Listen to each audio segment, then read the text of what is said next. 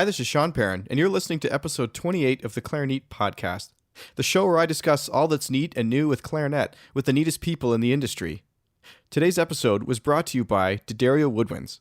Before we get started with the ad, I just want to say that I had the chance to actually meet the D'Addario team, or some of them, most of them, at ClarinetFest this year, and what a great group of people. It was we had such fun, and they were so generous as to allow a bit of space at their table for me to actually put Clarinet pamphlets. So a lot of people picked those up, and I hope that they're now discovering the podcast.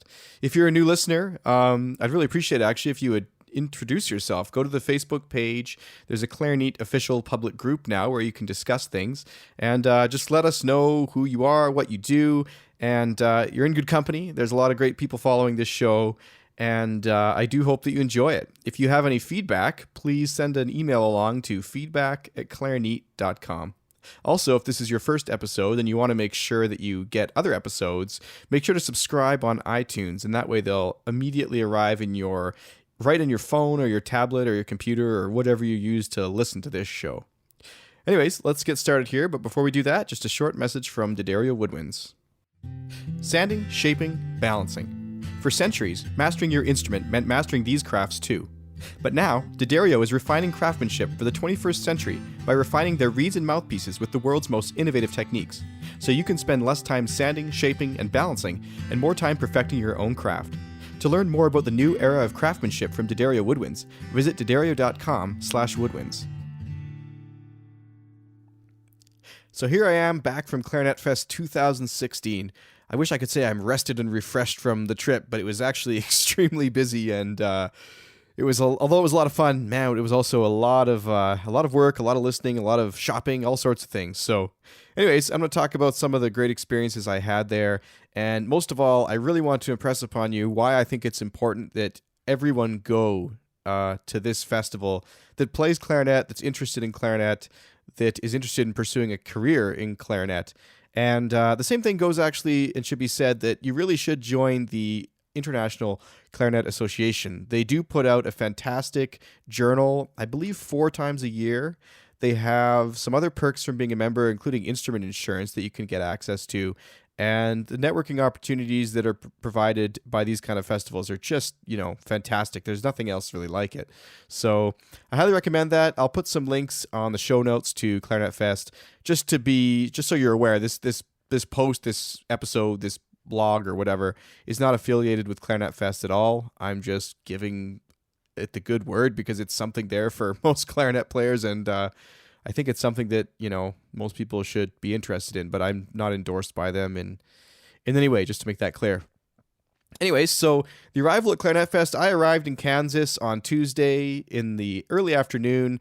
It had been a super sort of long flight. I came from Montreal, went through Toronto. My flight was delayed, thank God. I almost missed my connection. I don't know why the airlines do that. They put like 35 minutes between your plane and you're scrambling through the airport, running at about 1,000 miles an hour with all your clarinets and stuff. Anyways, it was not fun. But I got there, and then I did discover, unfortunately, that my planning had not been pristine. I expected it to be a little easier to get to from the airport, but it was not really like that at all. So I ended up carpooling with a friend down there, and I had to wait a couple hours for him to come in, but it worked out okay. I got there. It's about a 45-minute drive, 60 kilometers. What is that, about 35 miles from the airport? Anyways, so yeah, it was a bit of a trek down there. But the first thing I did was I showed up and I went straight to a volunteering meeting, which is where we learned about how that was going to be working. I was volunteering at this year's festival. And if you're a student, actually, let me say something about that real quick. What a great way to meet people right off the bat. You show up and the first thing you do is you meet like 50 other people, and it sort of gets you into the experience immediately. Another benefit of that was they actually, and I don't know if they'll do this next year, so maybe call and confirm first, but they actually cover your festival fee if you do that. You put in 10, 15 hours of work over the course of the festival, get to meet some great people, get something great to put on your resume, and as a perk, you get your festival fee covered. And I think I got a t-shirt as part of it too. So yeah, all around good things.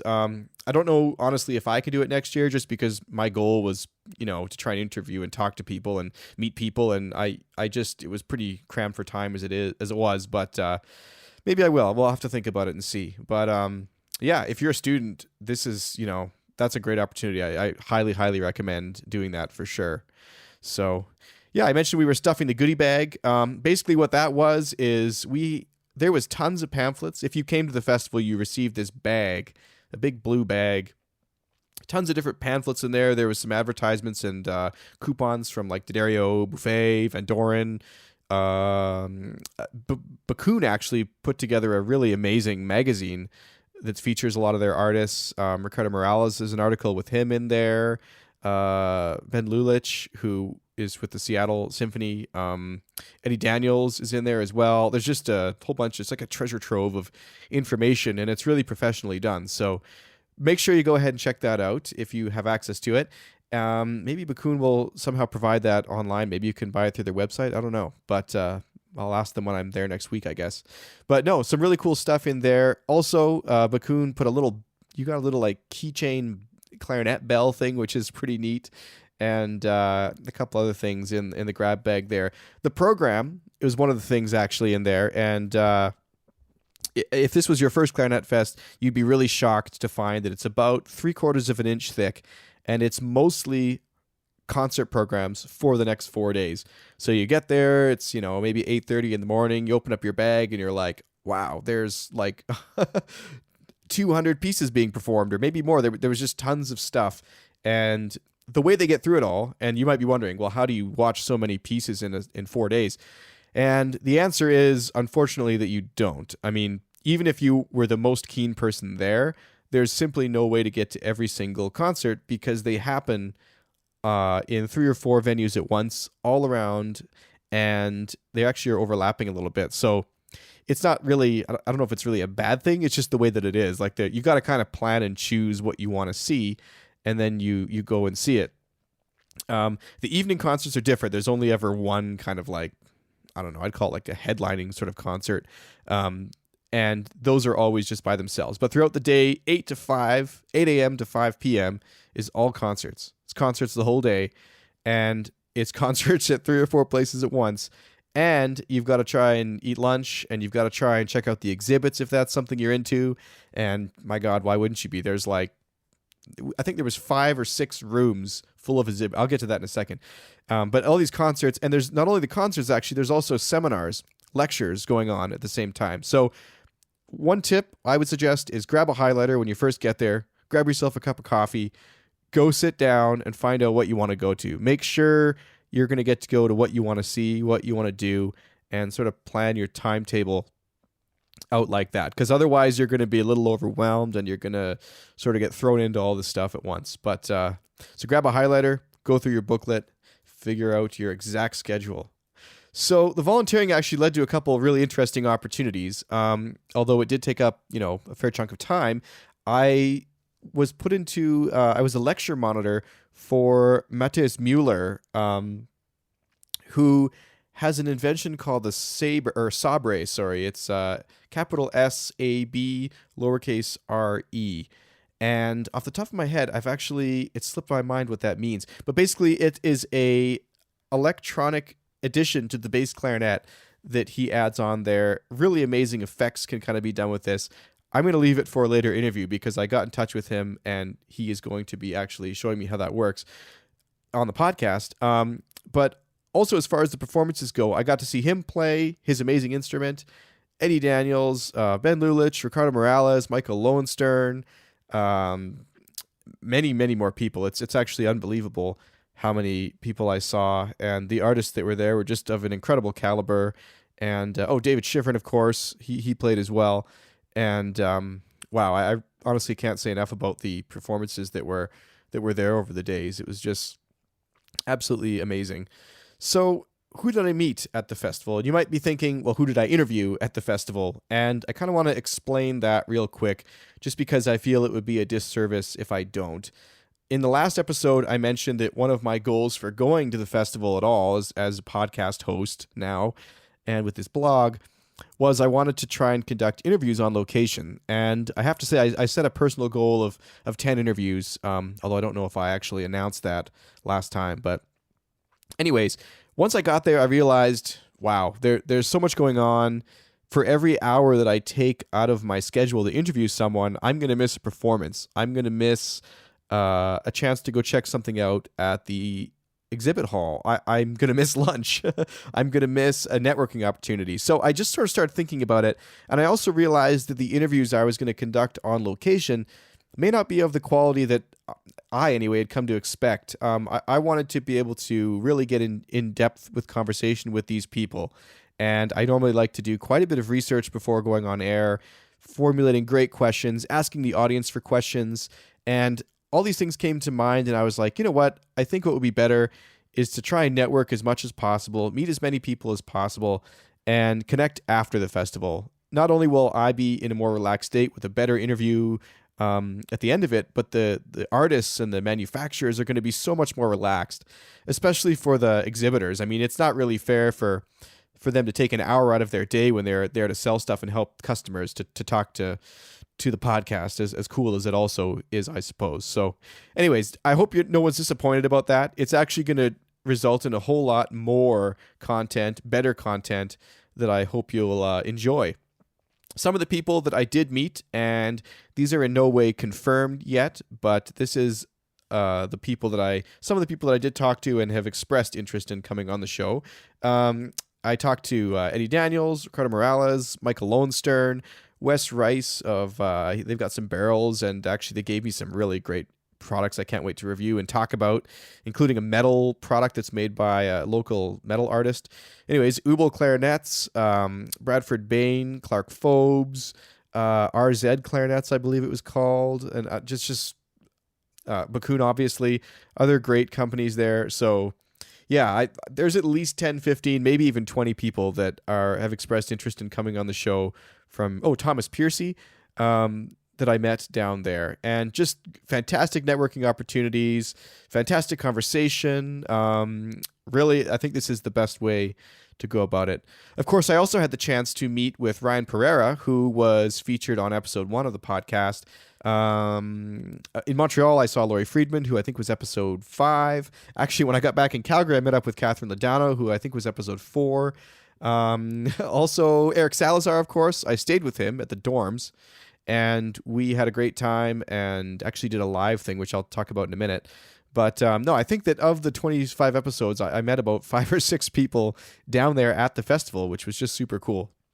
So anyways, as far as products, that's some of the artists I'm going to be reviewing and people I'm going to be talking to. But I also got given some products to review. I just mentioned a little bit of stuff from Wes Rice. Well, a lot of stuff, from Wes Rice.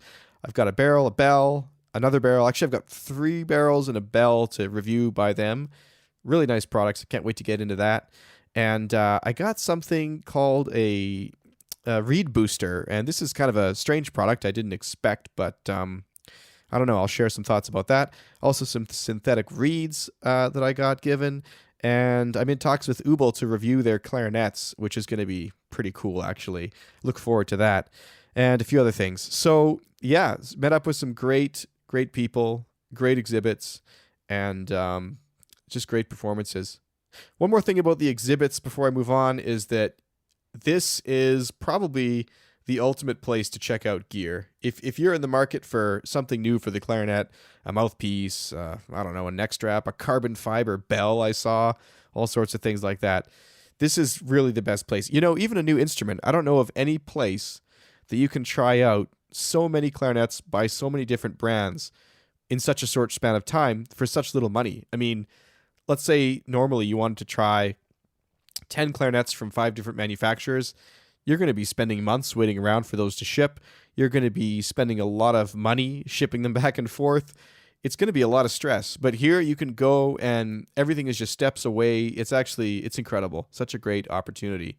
That being said, the one disadvantage about all that is that it's pretty loud because obviously everyone's testing equipment. So yeah, I don't know. It might be one of those things where maybe you decide when you go back what exactly you wanted to order after you've had a chance to think about it. But maybe I think you can find a little bit of isolation there and really get to know what you want and the kind of instrument that you are pursuing or the product or whatever. Great deals to be had too, I should mention. A lot of people put on some sort of special pricing and coupons, and it was great. So yeah, that's the exhibits. Again, you're going to want to schedule some time for the exhibits. You're going to want to go, okay, this is an hour or 2 hours or 3 hour block that I'm going to set aside just for this and go check some stuff out. So, yeah, I should mention something else about the dorms, especially for students. I did stay in the dorms, and I don't know that it was the most wonderful accommodation. It was, a dorm. It wasn't a hotel. But you know what? It was actually great because it was super affordable. I think it was like $20 a night. And, it was 5 minutes walk away from everything. And the best part was I was rooming with Eric Salazar, and we had some great conversation and had a lot of fun. So great time.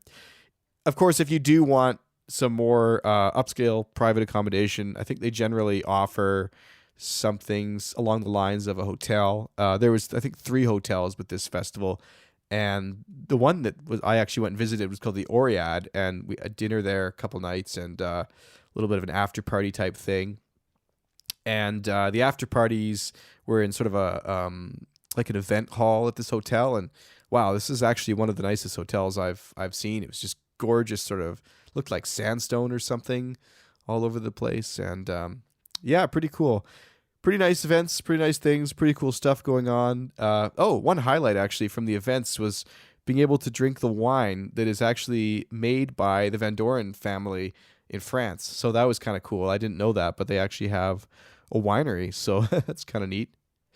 Anyways, so let's talk about in closing here. That's some of my experiences. That's what I did.